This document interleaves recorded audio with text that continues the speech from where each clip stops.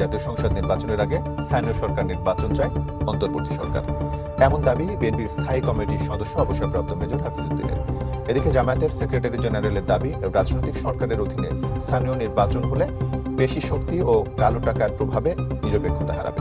সময় দেওয়ার জন্যই জাতীয় নির্বাচন দূরে ঠেলে দেওয়া হচ্ছে, যেটি দেশের জন্য আলটিমেটলি ক্ষতির কারণ হবে। বিএনপিকে ঠেকাতে নির্বাচনকে একেবারে শেষ প্রান্তে 1 বছর পরে নিয়ে যেতে হবে, এই দৃষ্টিভঙ্গি আমরা গ্রহণযোগ্য বলে মনে করি না।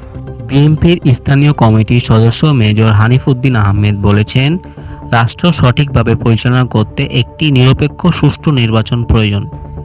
তিনি জোর দিয়ে বলেন, নির্বাচিত জনপ্রতিনিধি ছাড়া কেউ সংবিধান সংশোধন করতে পারবে না। জনগণের নির্বাচিত সরকারই দেশের জন্য সক্ষমভাবে কাজ করতে পারবেন।